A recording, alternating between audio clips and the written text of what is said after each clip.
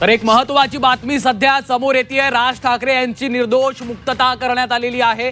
Railway भरतीच्या आंदोलना प्रकरणात राज ठाकरे यांना आता निर्दोष ठरवण्यात आलेला आहे। राज ठाकरे यांच्यासह 8 जणांवर या प्रकरणामध्ये गुन्हा दाखल झालेला होता। आता त्यामधून राज ठाकरे यांची निर्दोष मुक्तता करण्यात आल्याचं समजते। थोड्याच वेळापूर्वी राज ठाकरे हे ठाणे कोर्टामध्ये दाखल झालेले होते आणि आता कोर्टानं राज ठाकरे यांची निर्दोष मुक्तता केल्याचं आपल्याला पाहायला मिळतंय। या घडीची एक महत्त्वाची आणि मोठी बातमी आपण पाहतोय। मनसे प्रमुख राज ठाकरे यांची आता कोर्टाने निर्दोष मुक्तता केलेली आहे। रेल्वे भरतीच्या आंदोलना प्रकरणात झालेल्या मारहाण प्रकरणामध्ये राज ठाकरे यांच्यावर हा गुन्हा दाखल झालेला होता। प्रक्षोभक भाषण केल्याचा देखील त्यांच्यावर आरोप होता। मात्र या सर्व प्रकरणांमध्ये या सर्व आरोपातून त्यांची आता निर्दोष मुक्तता करण्यात आलेली आहे। एक महत्त्वाची आणि मोठी बातमी मनसेसाठी देखील आपण पाहतोय। मनसे प्रमुख राज ठाकरे यांची या संपूर्ण प्रकरणात आता निर्दोष मुक्तता करण्यात आलेली आहे। ही थेट दृश्य देखील आपण पाहतोय। थोड्याच वेळापूर्वी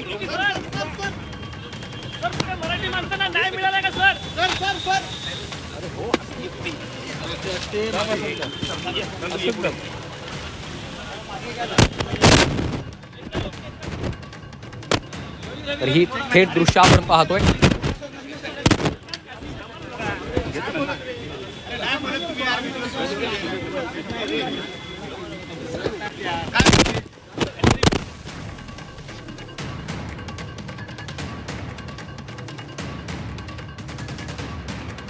राज ठाकरे यांची निर्दोष मुक्तता केल्यानंतर माध्यमांनी त्यांची प्रतिक्रिया घेण्याचा या ठिकाणी प्रयत्न केलेला आहे। ही थेट दृश्य आपण पाहतोय। रेल्वे भरती आंदोलनाच्या गुन्ह्यात त्यांना आता निर्दोष ठरवण्यात आलेला आहे। त्यांची निर्दोष मुक्तता करण्यात आलेली आहे आणि तिथून आता राज ठाकरे रवाना होत आहेत तेव्हाची ही थेट दृश्य आपण पाहतोय। थोड्याच वेळापूर्वी ठाणे कोर्टामध्ये मनसे प्रमुख राज ठाकरे हे उपस्थित झाले आणि आता कोर्टानं त्यांची निर्दोष मुक्तता केलेली आहे।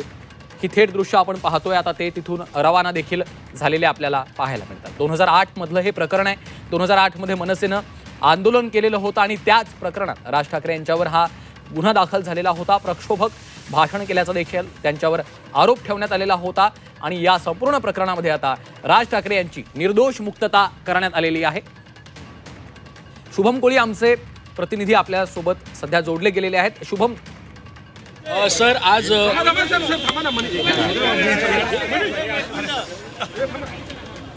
सगळ्या लोकांची निर्दोष मुक्तता झाली। केसबद्दल न्यायालयाने असं पण म्हटलं उशीर झाला मात्र सगळ्यांची निर्दोष मुक्तता झाली। काय सांगितलं? बेसिकली जो एव्हिडन्स लीड करण्यात आला दॅट वॉज नॉट सफिशियंट। तो पुरावा जो होता तो सफिशियंट नव्हता। त्यामुळे फॉर वॉन्ट ऑफ एव्हिडन्स सगळ्यांची कोर्टाने मुक्तता करण्यात आलेली आहे। त्याच्यामध्ये सीडी पण सीज केलेली, पण जो 65B एव्हिडन्स ॲक्ट प्रमाणे जो सर्टिफिकेट पाहिजे ती प्रॉसिक्युशन प्रोड्यूस न केल्यामुळे आणि सफिशियंट एव्हिडन्स नसल्यामुळे कोर्टाने सर्व आरोपींना अक्विट करण्यात आलेला आहे। थँक्यू। सर, खटला बरीच वर्ष चालला, त्यावर कोर्टाने काही टिप्पणी केली का? नाही, त्याच्याबद्दल काही टिप्पणी केलेली नाही। त्याच्यावरती काही टिप्पणी नाही। आरोपी नंबर 1 ते 5 जे होते म्हणजे मनसेचे कार्यकर्ते त्यांच्यावरती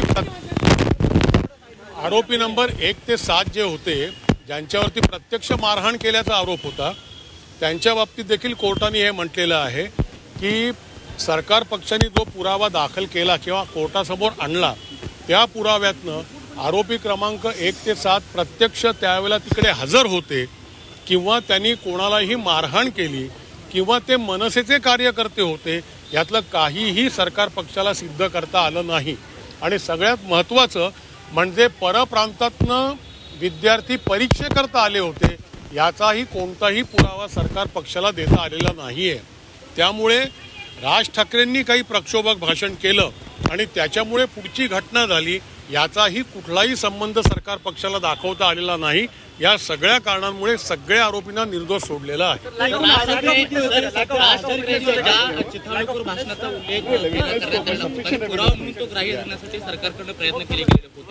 सरकारकडनं प्रयत्न केले गेले, परंतु मगाशी जे साहेबांनी सांगितलं त्याप्रमाणे ती सीडी जी होती त्या सीडीला कवडीचीही किंमत देता येणार नाही। हे कोर्टाचे शब्द आहेत की त्या सीडीला कोणत्याही कवडीचीही किंमत देता येणार नाही। पुरावा कायद्याला अभिप्रेत असलेला जो सीडीच्या संदर्भातला पुरावा आहे तोही पुरावा सरकार पक्षाने कोर्टात दाखल केलेला नाही। त्यामुळे ही सीडी जे हा जो प्रकार आहे हे संपूर्ण काल्पनिक कपोलकल्पित कथानक आहे.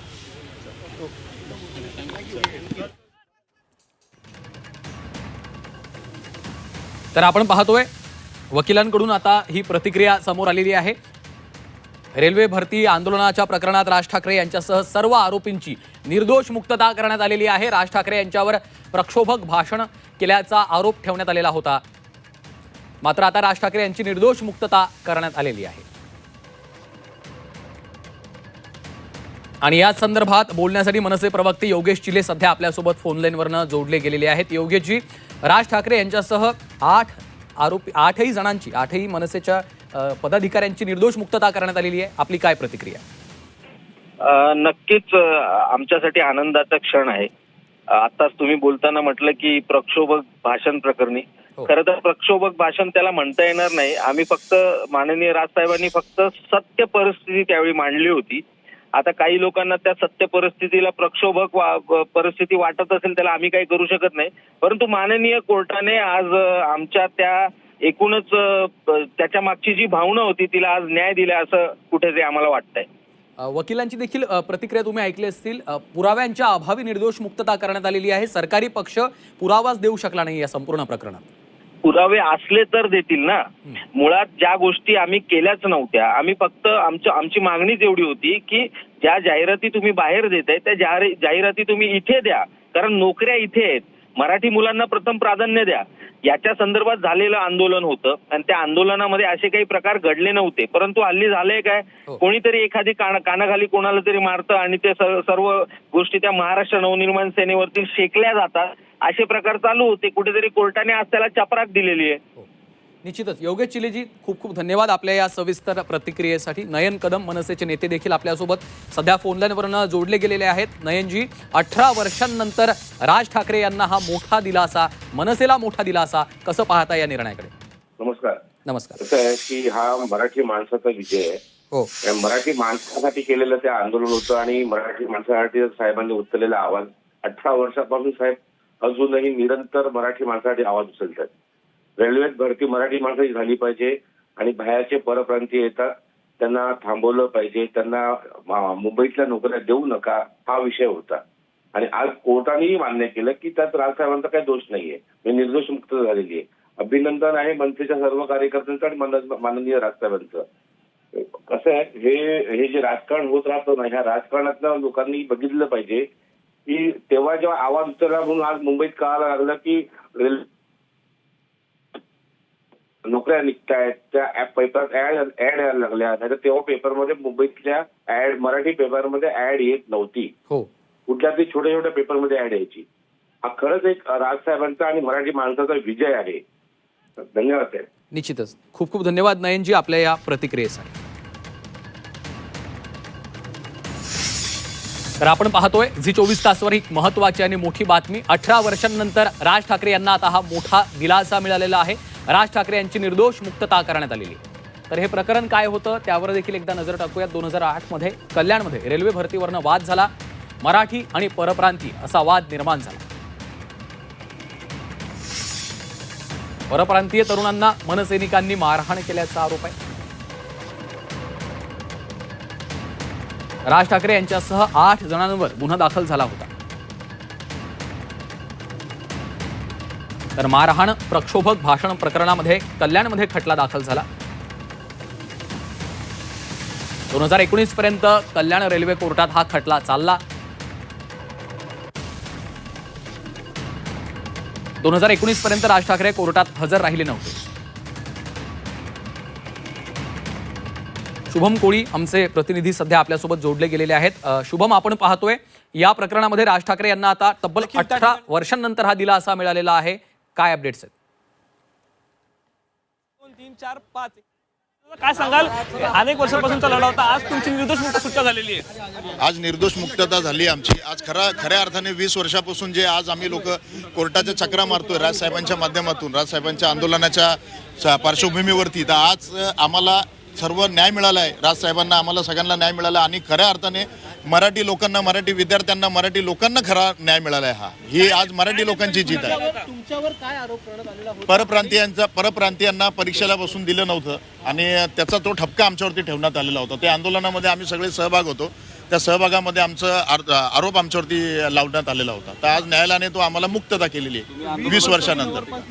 हो, 20 वर्षानंतर. हा निकाल चालू होता. या 20 वर्षांमध्ये काही मानसिक त्रास, शारीरिक त्रास नाही, भरपूर. निकाल लागल्याच्या नंतर काय प्रतिक्रिया?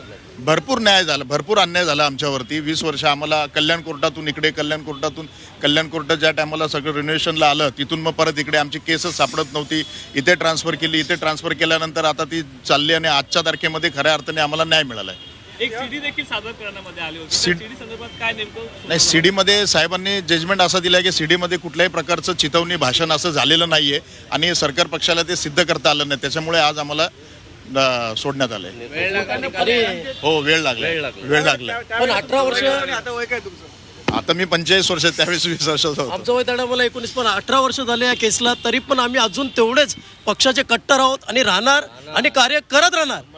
बस राजसाहेबांसाठी बस. हो, खोटा गुन्हा दाखल केला. हो, खोटा गुन्हा दाखल केला.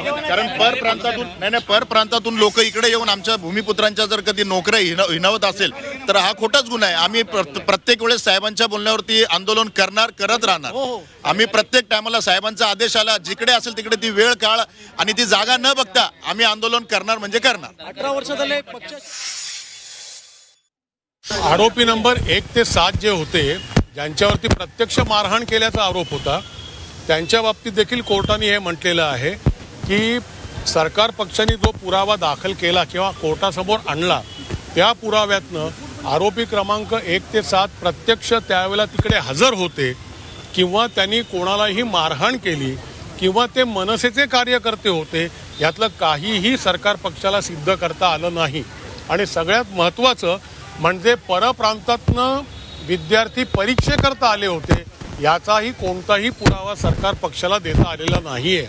त्यामुळे राज ठाकरेंनी काही प्रक्षोभक भाषण केलं आणि त्याच्यामुळे पुढची घटना झाली, याचाही कुठलाही संबंध सरकार पक्षाला दाखवता आलेला नाही. या सगळ्या कारणांमुळे सगळ्या आरोपींना निर्दोष सोडलेला आहे.